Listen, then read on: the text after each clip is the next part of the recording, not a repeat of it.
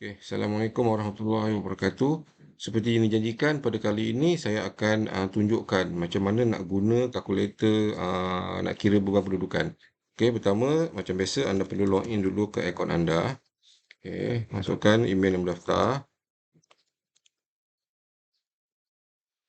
Okey, masukkan kata laluan anda.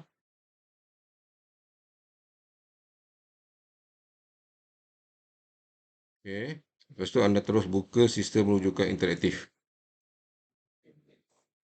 Alright. So paparan dia akan beginilah. Okey. So kita pergi cari terus kalkulator beban pendudukan. Macam saya pernah terangkan sebelum ini, video sebelum ini, contoh pengiraan ni, saya dah tunjuk dah secara manual macam nak kira, refer jadual, macam mana nak buat, okey. Tapi kalkulator ni, kita dah ambil jalan pendek, tak payah nak kira manually. Saya dah convert ke dalam kalkulator, kita hanya perlu masukkan jumlah. Okey, berapa saiz bangun saiz floor area tu lah. Okey, maksud tadi kan kita tengok kat sini contoh ini contoh sebelum ni kita buat saiz dia kita assume adalah 100 meter kali 45 meter. Okey, kita akan guna figure yang sama, kita akan buat di jadual. Okey. Okey, contoh kategori bangunan tadi kita kira adalah pejabat. Okey, pejabat. Okey, masukkan luas kasar tadi 100 kali 45. So dia akan jadi 4,500. Okey, 4,500 meter persegi. Okey, untuk pejabat, DN dia adalah 15 meter. Okey, 15 meter. And then kita kira semua keperluan jalan keluar. Kan saja. Automatic. Alright. So kita tahu pejabat ni dia punya faktor beban pendudukan adalah 10. Jadi 100 kali 45 adalah 4,500. Bahagi dengan 10, lebih kurang 450 orang pada floor tu untuk kita kata.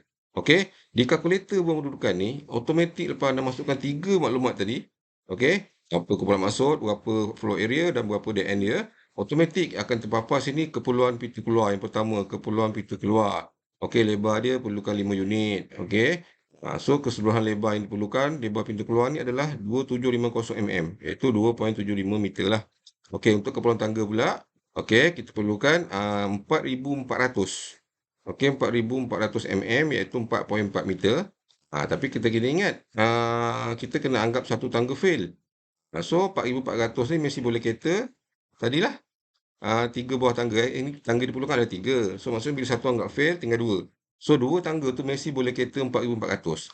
So nak agihkan dia, kita tengok nombor 3 ni, agihan dia kelebaran minima setiap pintu keluar adalah 1375. Sebab tadi dia keperluan ni 3 tangga. Automatik satu fail. Okey, nak katakan lebar 2750 ni, satu tangga mesti lebar 1375 mm. Okey, untuk lebar tangga pula, salah. Untuk lebar pintu 1375 dan kelebaran tangga adalah 2,200. Sebab kita perlukan 4,400. Tangga kita ada 3, satu anggap fail, cukup tinggal 2. 2 tangga tu mesti boleh kata 4,400. So automatically satu lebar tangga mestilah 2,200. Kan? Senang tak? So automatic dengan kalkulator ni dah memudahkan anda kira, dah dapat jumlah terus. Berapa lebar pintu dan tangga. Right? Itu saja. So jangan lupa dapatkan sistem ini. Right? Assalamualaikum warahmatullahi wabarakatuh.